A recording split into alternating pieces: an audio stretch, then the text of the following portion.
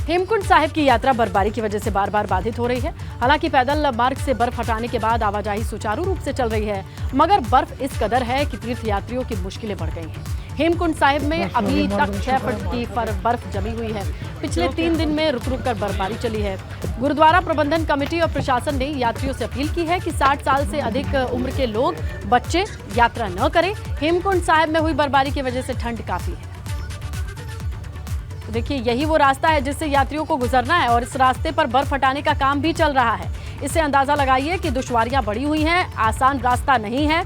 जो लोग फिजिकली बहुत फिट हैं उनके लिए ही ये यात्रा मुफीद है और 60 साल से ऊपर या फिर बच्चों के लिए इस यात्रा में आने की मनाही है। लोगों को बहुत सोच समझकर अपनी सेहत का ध्यान रखकर इस यात्रा का फैसला लेना है।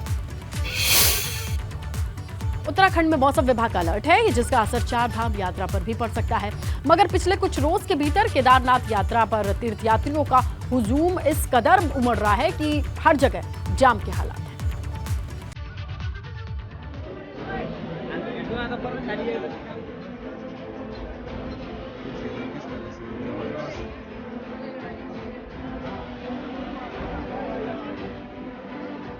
बाबा केदार के दर, भक्तों की भीड़।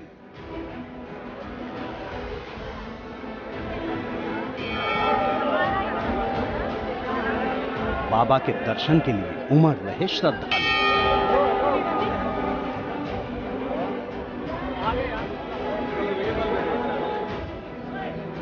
पंजीकरण की अनिवार्यता खत्म होते ही केदारनाथ धाम की यात्रा पर तीर्थयात्रियों का हुजूम उमड़ रहा है। आलम यह है कि केदारनाथ धाम के मुख्य पड़ाव गौरीकुंड में पांव रखने तक की जगह नहीं।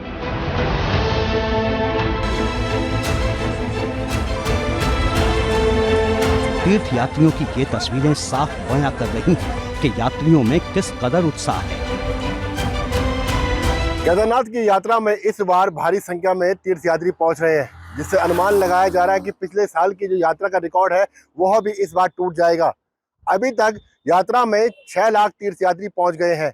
यह 4 धाम में सबसे बड़ा आंकड़ा केदारनाथ धाम का है।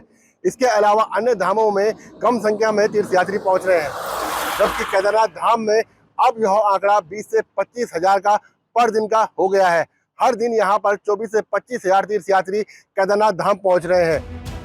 25 अप्रैल से केदारनाथ धाम की यात्रा शुरू हुई थी। कपाट खुलने के बाद से अब तक 6 लाख तीर्थयात्री दर्शन कर चुके हैं। पिछले कुछ रोज के मुकाबले अब तीर्थयात्रियों की संख्या में भी इजाफा हुआ है। अब रोजाना 24 से 25 हजार यात्री दर्शन के लिए पहुंच रहे हैं। अभी 1 महीने से थोड़ा ज़्यादा समय ही हुआ है और हमारी जो संख्या है वो 6 लाख के आसपास यात्रियों की पहुंच गई है।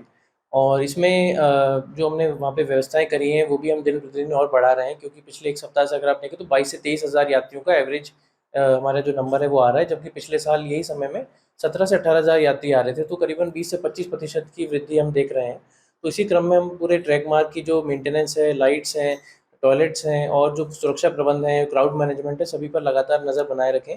और हमें यही उम्मीद है कि जून माह में, पूरे माह में ही लगातार हमारी जो दर्शनार्थियों की संख्या है वो बढ़ी हुई रहेगी। 18 किलोमीटर की पैदल चढ़ाई के बावजूद बाबा केदार के भक्तों में उत्साह बरकरार है। श्रद्धालुओं को तो बस बाबा के दरबार में हाजिरी लगानी है, इसलिए वो रास्ते की हर बाधा पार करने को तैयार है। मौसम विभाग के अलर्ट को देखते हुए डेंजर पॉइंट के आसपास एसडीआरएफ और एनडीआरएफ के जवानों की ड्यूटी लगाई गई है, ताकि जरूरत पड़ने पर तीर्थयात्रियों की मदद की जा सके। एबीपी गंगा के लिए रुद्रप्रयाग से रोहित डिमरी की रिपोर्ट।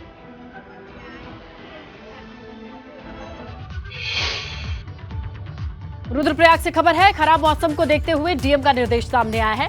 यात्री अपने साथ गर्म कपड़े जरूर रखें, जरूरी दवाइयों को लेकर ही आएं। मौसम बदलने की वजह से यात्री बीमार पड़ रहे हैं। केदारनाथ धाम में अब तक 56 यात्रियों को एयरलिफ्ट किया गया है। मौसम विभाग ने फिर से मौसम बिगड़ने की आशंका जताई है। ऐसे में एडवाइजरी है कि जो लोग भी निकले वो बारिश और ठंड के हिसाब से कपड़े रखें और दूसरी चीज वो जरूरी दवाएं रखें। कुल मिलाकर के मौसम विभाग की जो चेतावनी है, जो फोरकास्ट है, वो इस तरफ इशारा करता है कि पूरी तैयारी के साथ ही 4 धाम यात्रा पर आएं।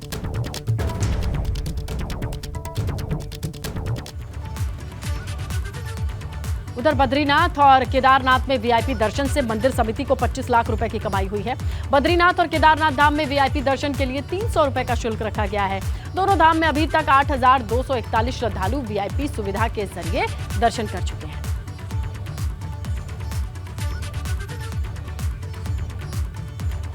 के विकासनगर की शक्ति नहर में चल रहे क्लोजर के काम को लेकर के कांग्रेस अध्यक्ष करण माहरा धरने पर बैठ गए हैं।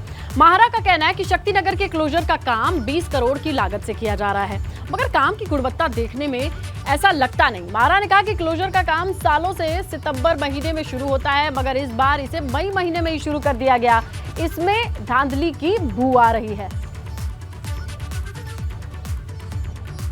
ये गलत टाइम पे हुआ। आज तक आज़ादी से आज तक शक्ति नहर में इस समय जब पीक आवर से उसमें क्लोजर नहीं किया जाता, यहीं पर सबसे बड़ी सत्ता है। और जो दूसरा सबसे बड़ा घोटाले की जो जड़ है, इसको समझने की जरूरत। विधानसभा चुनाव से ठीक पहले एक आदेश पारित हुआ कि हिमाचल प्रदेश से बना हुआ माल नहीं लाया जाएगा, और वजह यही थी कि नीयत ये थी कि ये करेंगे। और आज वो आप सबके सामने स्टॉक के नाम पर गुलाबी पर्ची दी जा रही है, लेकिन स्टॉक पे आप लोगों ने जाके भी वीडियोस बनाई है, कहीं कोई बाल नहीं पड़ा है। आखिर वो ट्रक कहाँ से आ रहे हैं और कहाँ जा रहे हैं।